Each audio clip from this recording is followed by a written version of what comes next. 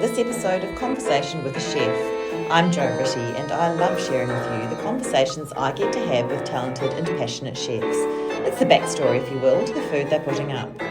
I begin today by acknowledging the Wurundjeri people of the Kulin Nation, traditional custodians of the lands and airways of Nam where this conversation takes place. Land which was never ceded. Land where communities came together to eat seasonally, locally and without exhausting resources. I pay my respects to their elders past and present and to any First Nations people listening today. Today I'm talking to Patrick and Cindy at Ronin, Omakase. Partners in life and love, Patrick, Kwong and Cindy Pan opened Ronin almost 2 years ago in the space that was previously occupied by Massi and, for a millisecond, Cucina Povera. The high-ceilinged industrial slab feel of the room serves as the perfect backdrop for Patrick to shine, and shine he does. Patrick learned Japanese cuisine, and more specifically sushi, from 2 Japanese masters. His technique and flavours are exceptional. But Patrick's food is only one part of the experience at Ronin. Patrick himself describes what he does as 5 nights of clubbing. That's 2 sessions a night, 5 nights a week of Patrick DJing, preparing and serving food, entertaining guests with stories and descriptions of the food, not to mention the shots of sake in between. No wonder the waitlist for the 20 spots a night is over 4,000 deep. This was such a fun chat. Patrick and Cindy clearly love what they do and they exude a passion for food and hospitality. They told me that I need to come back in for Omakase and I can't wait to do so, but perhaps, they gently suggested, come to the earlier session. It's less of a club.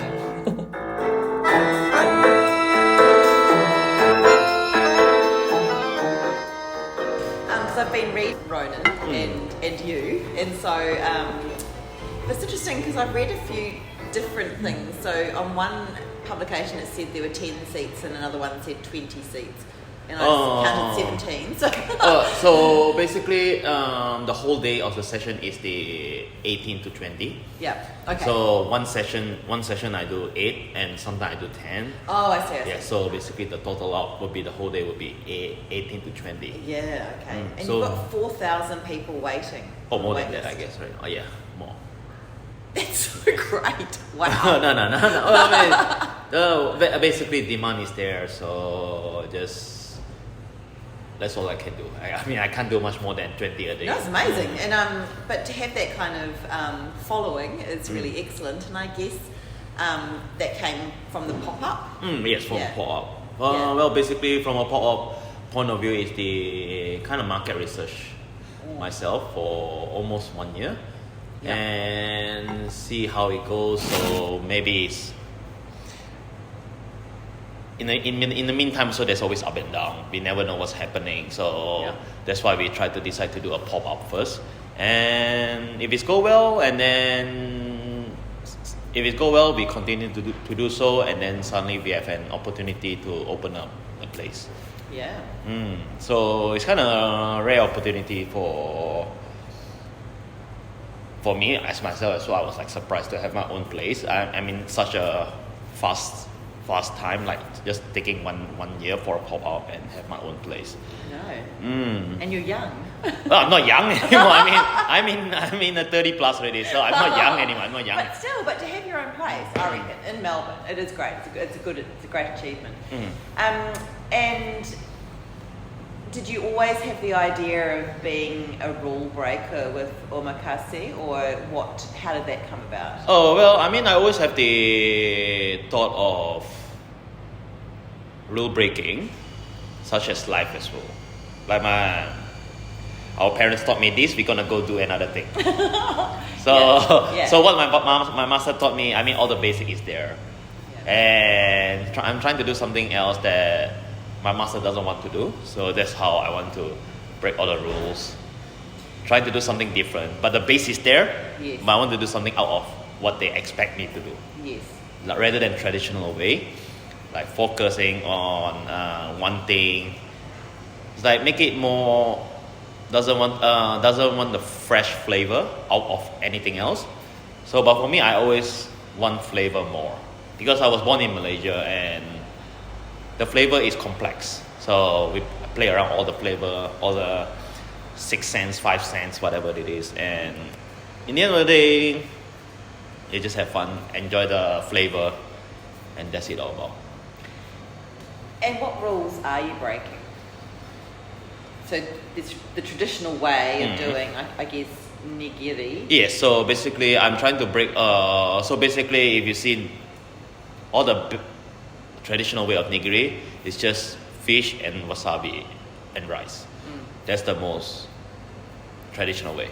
But for me, I'm always play around with the flavor, like, such as, example, with the fish, one of my nigiri, I do Hainan fish rice. So Hainan flavor with a fish, with a fish thing. Okay. So that's how I'm trying to do something else. And I read something about an Italian influence as well. Yes, because my partner on life, or my love life, she's used to work in Lelo. So she always do most of the dessert. And so yeah, that's why we do the dessert like a tiramisu, but we put something Japanese. We put a miso in there. I call it tiramisu. Oh, nice. So that's the playing part as well. Yeah. It's a bit something different. Just trying to do something like fun food. Yeah. And with good flavor. Yep. Great. So you've got 13 courses? Yeah, 13 course, and then with the add-on 14, something like that. Yeah. Yeah. It depends on, most minimum is 13 course. 13 course, and everyone is got filled up very full out of here. And that's how we try to do as well, because normally I'm a very big eater as well, so my customer always have big eaters, so they want to end up going out from here feel full, and then they just go home relax, food coma. Nice. And do you prepare it in front of them, or? So basically all the preparation will be done one day. So I prep all the sauce, all the basic stuff, all the soup, stock, and everything all in one day. And I'm doing just the nigiri, like a showcase in front of them. Like all the slicing is really pre-sliced, and because there's a lot of things going on the one nigiri slice of fish, because I'm scoring every 2 part of the side. So you can see there's a lining scoring there. There's a lot of work to be done as well. And so basically Monday is my sauce, stock, and everything else. And on Tuesday, before the service start, like 3 hours before, so I cut slicing the fish already, and do all the things that need to be done. And the rest is just showcase. Just keep pushing on 2 hours service. So it's quite intense because everyone's looking at you in that service, and you're doing it twice a night. Yes. And it sounds to me, from what I've read, that it's a really fun time, and there's some great music, and there's some shots of sake. Yeah. Well, because I'm more on the party side, because Ronin is always I'm not sure you understand how Ronin is. It's more on a rowdy kind of thing. So I'm always on the club side, on the party side. Yeah. And I want my customer to party while having omakase. Yeah. That's all I'm all about. Having shots, drinks. It's like you're going to club but having a food. Great. That's all I want to do. What a good time. Yes, I always trying to be a good time here. Yeah. I'll try as my best I can. It's like I'm a DJ I'm DJ on that side already. Yeah. So I'm just creating a vibe for them. Yeah, right. That's a lot to think about, though. Oh, there's a lot. Because there's lots of techniques you're using as well, food-wise, as well as DJing. But and communication as well. Yeah, that's right. Absolutely. And that's the most important part, is communication. And obviously I can't cater everyone as well. There's not 100%. So that's how I'm trying to do as much as I can. Make them happy, and out of here also happy. So I loved reading that you can't be late, and in fact people should be early, which is good. I'm always early for things, so but my partner is always like really late, and so so I do love that other people are demanding punctuality. It's great. But how does the night go? So people arrive here, and then what happens? So once people arrive here on time, they go. My host, one of my bar and / hostess, also gonna greet them, and then they're gonna sit you to the table and start explaining the drinks, how things going with the menu, stuff like that. And if someone is late, I'm still gonna serve them food. I'm just put it in front of them because I feel like they already pay me. Why don't I just? They already pay me. You can't penalise I, them. they're- There are other omakase, they just skip the course. Oh, do Yeah, they? they do that. Yeah. Mostly they do it because everyone knows that omakase is sort of like there's only one chef, and then everyone should be at the same time, and then the course starts. So whenever people tell us they are late or whatever, we just tell them. Like it's on our condition as well. Yeah. Booking policy. Like that's why we ask people to at least come, not early, but make sure to be on time because we do have a second session to cater. And then also, if majority of the people arrive, he can't really just wait for one booking. That's gonna ruin other people's experience and stuff. So Yeah. after, but it's pretty hard in the city, especially nowadays. I don't know, like the 6 traffic o'clock. has becoming so bad. But yeah, we're still trying to maintain the standard, like make sure you come on time, and then it can be because that's why we set up this area. So like if you want to come earlier, you can sit down, have a drink while Yeah, you wait that's for right. your table. and stuff. But it's a show as well, isn't it? It's, Yeah. That's what you're Yeah, saying. it's a whole And experience. you can't turn up to a theatre late. Yeah, when the show already started, it won't Yeah. wait for you. Yeah. Yeah, but to me, even though they are late, I just serve them food. Yeah. They just miss out like two, three things in the front, Yeah. like introduction and stuff like that. But also, I'm trying to cope them back as well, like explaining things as fast as I can, something like that. And So there's hot and cold. yes, hot and cold. So mostly are all on room temp. Yeah, sushis are like That's true. Yeah. warm-ish. Room temp, and the soup is just hot. So that's how I'm trying to play that kind of part. But one person doing this is already a lot. Yes. It's And is it different every day it's or every week? well, weekly I It could really say. depends on supplier. Yeah. Of course. Yes, some fish I want to order today is not coming. Yeah, not that's available. the thing about like good and bad about omakase. Like it's actually a lot of people thought we purposely be inconsistent sometimes when they don't understand, but for us it's like we actually kind of want to keep it consistent, but they don't always have the same ingredient. Yeah. So it's good and bad. Yeah.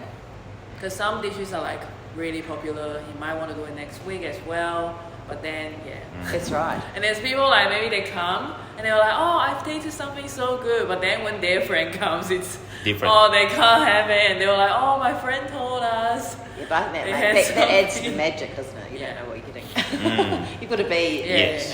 that gives it a level of specialness to Yeah. some people as well, Yeah. particular nights. And Cindy, I read that you didn't used to like raw fish or Yeah. things. So how's that going? I can eat any of his stuff, so yeah, I felt quite cool, like, because that's why a lot of people knows that he made food, like the whole menu is for me and all that, and that's why everyone was like, oh, there's so many people, they were like, oh, how come you want to choose something that I don't like at all? Yeah. But then I was like, well, at the end of the day, he pulled off the challenge, so it turns out well, And made a business from it, that's and right. it turns out there's a lot of people like me. Yeah. So yeah, I'm happy that people like me can also enjoy omakase. That's right. And you're more of a pastry chef, are you? I'm actually, that's kind of like a rumor. I'm a chef, You're a chef. but I love making dessert. Okay. Yeah. That's like one of my interests. So Right.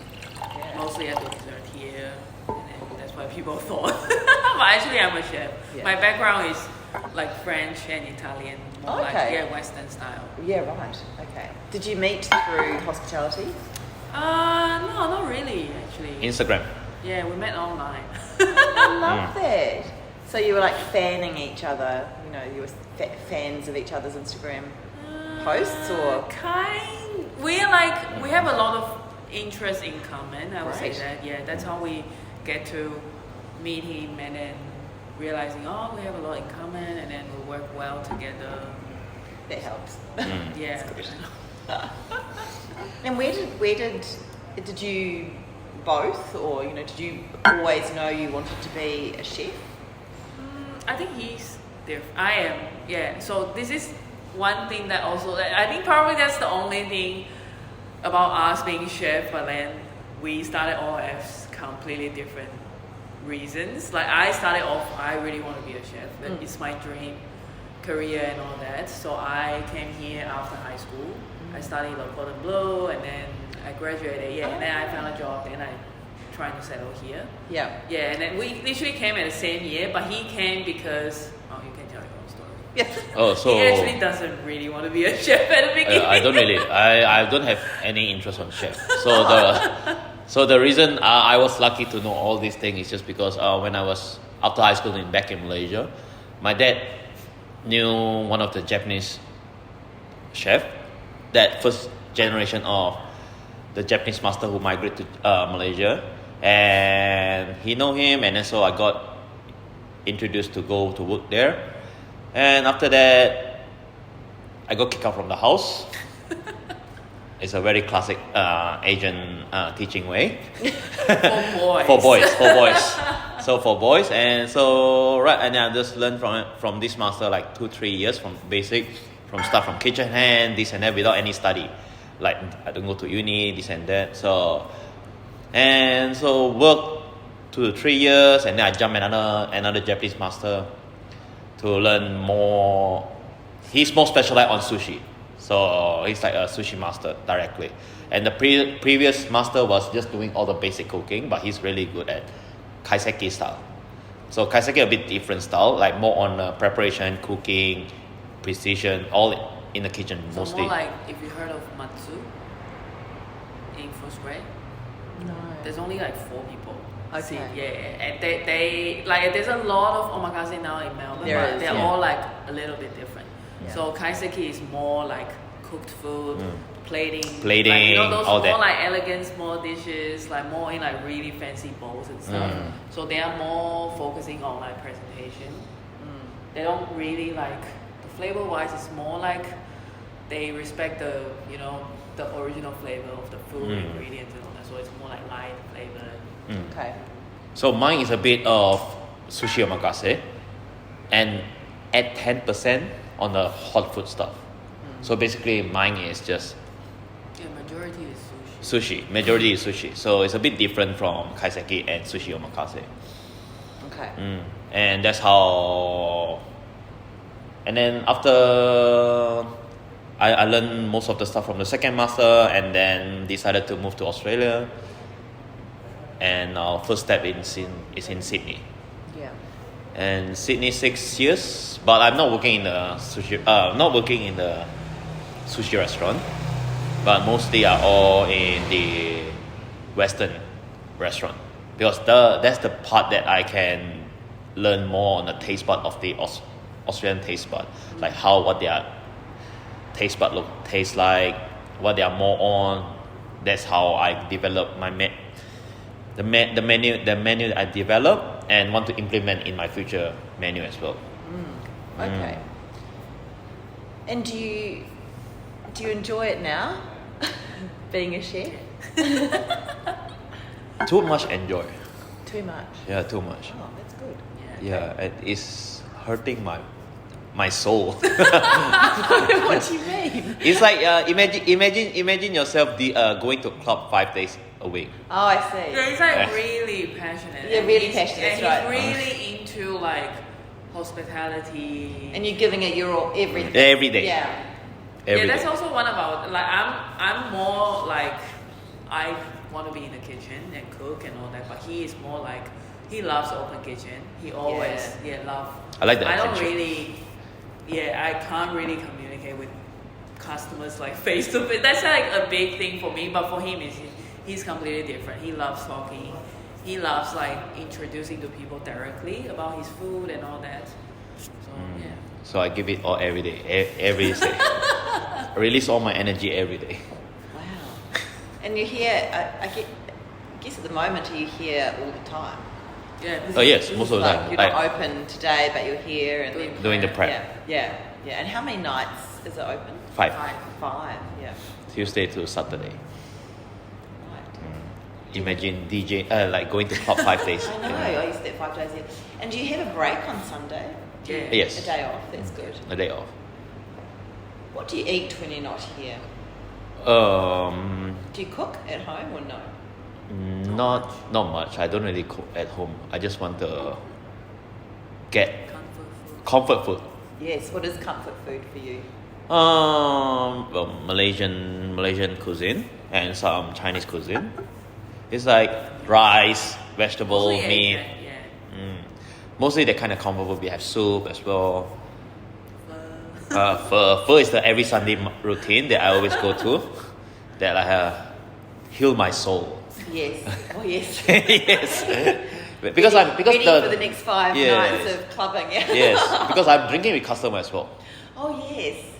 That's the part that my regular like to come back.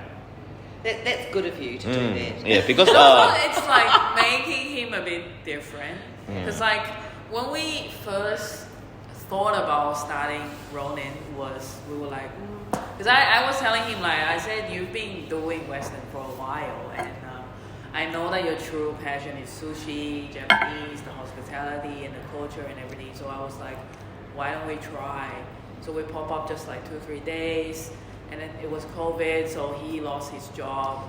Yeah, so we were like, oh, maybe we can do some side income just to survive. And we really didn't expect it would go this well. Yeah, we really felt lucky. Like we opened a pop-up, not really a restaurant, but a business, while a lot of the same industry people are closing down and all that. So we feel really grateful that it worked out. And then so I was telling him, and then we were like going through experiences of us going to other omakase, even in Japan and stuff. We realized that it's always like so serious. Yes. It's always suit and tie. I mean, I love it. I respect the culture, but also for a lot of people, they were more like, they don't really know how to, present themselves, and then do I need to be careful of other stuff? Do I not be too loud? And then I think it's a little bit stressful for customers sometimes. Like you need to worry about a lot of stuff while eating food, and it's not really like a good experience for us because we were all like easygoing and all that. So that's why he really wanted to create a space that I guarantee good food, but then the service could be a bit different than the traditional way, and then yeah. And then we started off in Paran. So and then it was like in just a backyard of a bar kind of restaurant. Yeah. So that's why we were like, oh, if you do that kind of style, it won't fit. Yes. So I was like, why don't we try that? Like, more chill. It's like a courtyard, open roof. It's actually quite good. And then everyone was like, oh my god, you get omakase here. And then we started off like, really affordable, because we were like, we just want to earn a little bit to survive, pay bills, because I know that it's hard, and at that time we don't have no one knows who he is, because he came from Sydney. Like I know the chef network is small, but like Sydney and Melbourne is really different. Even until now, like he got famous, and then we starting to go to other omakases because we were like, we can talk to other people and all that. And then they were all like, oh, where were you before? Like all of a sudden, someone popped up in Melbourne, and he's actually really experienced. So they were like, oh, where did this guy come from? Yeah. Also, it's a good thing for me that I can influence people like the new chef, that you don't need to work in a good restaurant in order to get your name out. Yeah, that's also one of the things that we are pretty proud of. What do you mean? Because like we feel like nowadays it's almost like if you started off like us, we don't have good backgrounds. I mean, I've worked in a few restaurants that's not bad in Melbourne, but still like we don't come from all those headed places and stuff. So when it's actually really hard. Yeah. But then it's about your personalities as well. So you're creating a whole, somewhere where people want to come because of you as much as anything. And then your name, well, you go viral because of that, which is great. It's amazing. It is like we definitely go through a lot because we really like we have no connections. We don't know anyone. At the first 3 months was hard. It was really every I still remember the first 2-3 months our booking.